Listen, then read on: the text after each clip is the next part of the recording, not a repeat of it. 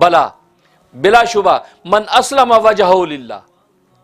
جو تابع ہو گیا، اس کا چہرہ اللہ کے لیے، اس نے اپنے چہرے کو یعنی اپنے آپ کو اللہ کا تابع کر دیا،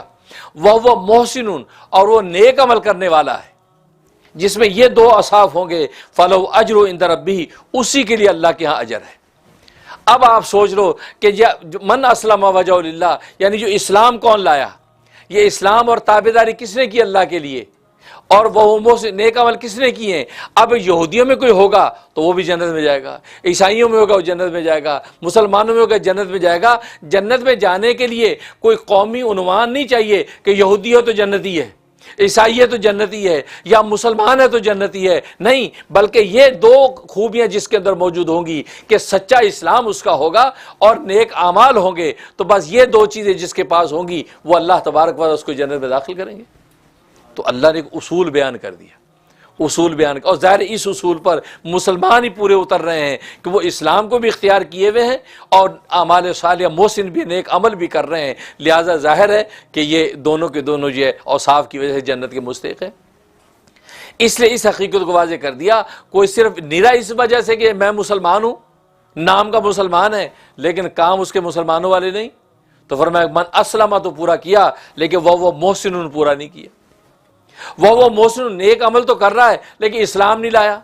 اسلام کو قبول نہیں کیا، تو پھر بھی وہ اس قابل نہیں ہے۔ لہذا یہ دونوں کے دونوں خوبیاں جس کے اندر ہوں گی، اس لیے فرمایا دوسرے مقام پہ کہا وَمَن يَبْتَغِي غَيْرَ الْإِسْلَامِ دِينًا فَلَن يُقْبَلَ مِنْهُ، جو اسلام کے علاوہ کوئی اور مذہب کل روز قیامت میں لے کے آئے گا، فرمایا کہ وہ قبول نہیں کیا جائے گا، اسلام ہی قبول کیا جائے گا، یعنی شریعت محمدی یہ جو پیش کرے گا تو قبول کیا جائے گا، ورنہ وہ قبول نہیں ہوگا۔ اس لیے فرمایا من اسلم، بلا کیوں نہیں، من اسلم وجہہ للہ، جو اسلام لائے یعنی اس نے اپنے چہرے کو تابع کر دیا للہ اللہ کے لیے، وہ محسن اور وہ نیک عمل کرنے والا ہے، فلہ اجرہ عند ربہ، اسی کے لیے اجر ہوگا اس کے رب کے ہاں، ولا خوف علیہم ولا هم یحزنون، اور نہ آخرت میں اس پر کوئی خوف ہوگا اور نہ وہ غم زدہ ہوں گے۔ ظاہر خوف کس کو کہتے ہیں؟ معاد، آنے والی چیز کا خوف ہوتا ہے، اور حزن کس کا ہوتا ہے؟ ما فات، فوت ہوئی چیز کا حزن ہوتا ہے، جو چیز فوت ہوگی اس کا غم ہوتا ہے، حزن ہوتا ہے یار وہ رہ گئی۔ آنے والے کا خوف ہوتا ہے یار پتہ نہیں کیا بنے گا، یار پتہ نہیں کیا ہوگا۔ تو ما آت پر خوف اور ما فات پر حزن، تو اللہ فرماتے ہیں ان کی شان یہ ہوگی، یار انسان کو دونوں میں سے کوئی ایک ہی غم لگتا ہے نا، حال کے بارے میں تو انسان خود ہی اس پر فیصل ہے، لیکن جو گزر گیا زمانہ اس کا افسوس کرتا ہے، یار کاش میں یہ پڑھ لیتا، کاش میں وہ ڈگری لے لیتا، یا اس کا غم کھاتا اس کو۔ اور آنے والے کو خوف ہوتا ہے۔